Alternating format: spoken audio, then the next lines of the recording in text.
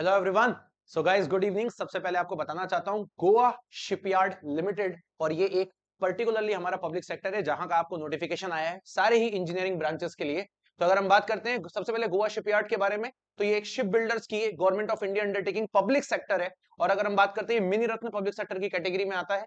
तो यहाँ पर अगर हम बात करें सबसे पहले तो आपकी जो पोस्ट निकली हुई है वो मैनेजमेंट ट्रेनी की निकली हुई है।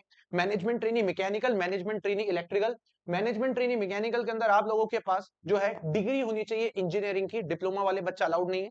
इलेक्ट्रिकल में डिग्री होनी चाहिए आपके पास, बीटेक होना चाहिए इलेक्ट्रिकल के अंदर। मैनेजमेंट ट्रेनी इलेक्ट्रॉनिक्स में इलेक्ट्रॉनिक्स की डिग्री आपके पास होना चाहिए।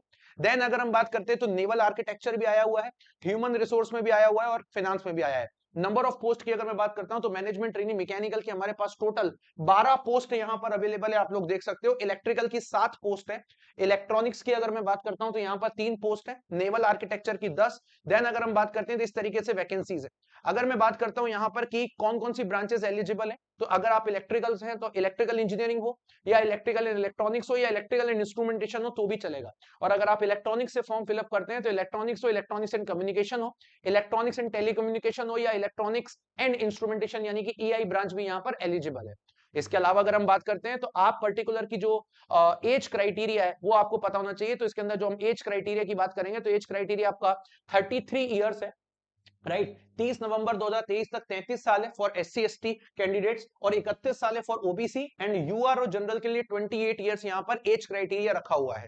इसके अलावा बात करते हैं इसका एग्जाम होगा या ये डायरेक्ट इंटरव्यू लेने की बात कर रहे हैं, उसके बारे में भी बात कर लेते हैं अपन लोग। तो आप लोग देखोगे इसके पेज नंबर सिलेक्शन क्राइटेरिया की बात कर लेते हैं तो आप देखेंगे यहाँ पर जो आपका डिसिप्लिन क्वेश्चन है, यानी कि जो अगर आप इलेक्ट्रिकल से मैकेनिकल से तो आपके टोटल 60 मार्क्स का आपको देकर रखा है। और पार्ट बी जो है आपका पार्ट 2 जो है वो जनरल मैनेजमेंट एप्टीट्यूड टेस्ट है, यानी कि mental ability, reasoning, English, DI और न्यूमेरिकल एबिलिटी, यानी कि ये पूरा नॉन टेक देकर रखा है जहां पर जनरल स्टडीज जीके या जनरल अवेयरनेस का पोर्शन अवेलेबल नहीं है, बट इंग्लिश अवेलेबल है। याद रखिएगा यहाँ पे ड्यूरेशन जो रिटन टेस्ट का है वो मात्र 60 मिनट का है। टोटल 85 मार्क्स का ये पेपर है और 60 मिनट का पेपर होगा आपका। पेपर आपका बाइलिंगुअल होगा, क्वेश्चन पेपर ऑब्जेक्टिव टाइप होगा। लेकिन एक चीज और इन्होंने यहाँ पे बोली है कि रिटन टेस्ट में एटलीस्ट 50% जनरल कैटेगरी के कैंडिडेट्स को लेके आना ही है और 45% एससी एसटी ओबीसी के कैंडिडेट्स को लेके आना ही है।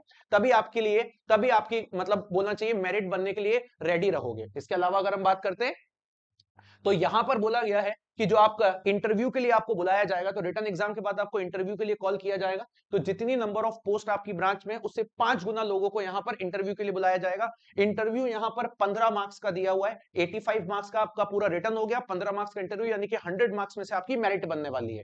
इसके अलावा अगर हम बात करते हैं तो जो आपकी सैलरी स्ट्रक्चर है वो यहाँ पर दी हुई है। जो ट्रेनिंग पीरियड के दौरान आपको बेसिक पे 40,000 है और ये जो E1 ग्रेड स्केल है जो कि पब्लिक सेक्टर में चलता है, इस पर्टिकुलर के अंदर आप रहेंगे। एचआरए गोवा के अंदर आपको 18% मिलेगा और पर्क्स एंड अलाउंस 35% है। तो सैलरी स्ट्रक्चर काफी बेहतर है। E1 ग्रेड के अंदर एक अच्छा खासा डिसेंट अमाउंट का सैलरी आप लोगों को देखने को मिलता है। इसके अलावा बात करते हैं तो मैनेजमेंट ट्रेनिंग का अगर आप मुझसे रेगुलर पैकेज पूछेंगे तो ये बेसिकली हमारा 11.36 है। और जब आप असिस्टेंट मैनेजर ग्रेड के अंदर पहुंच जाओगे तो आपका यही पैकेज 15 लाख के आसपास का हो जाता है।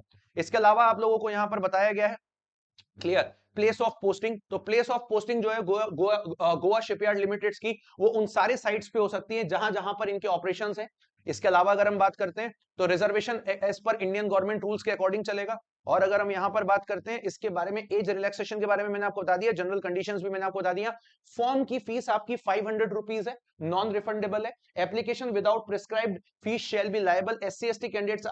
और एससी और एसटी कैंडिडेट्स के लिए इनका फॉर्म फिलअप नहीं। अब आपके मन में एक चीज ये आ रही होगी Goa shipyard limited exam centre कहां होगा। तो अगर हम बात करते हैं इसके बारे में भी अपन लोग देख लेते हैं कि इन लोगों ने इस चीज को मेंशन किया है या नहीं किया हुआ है।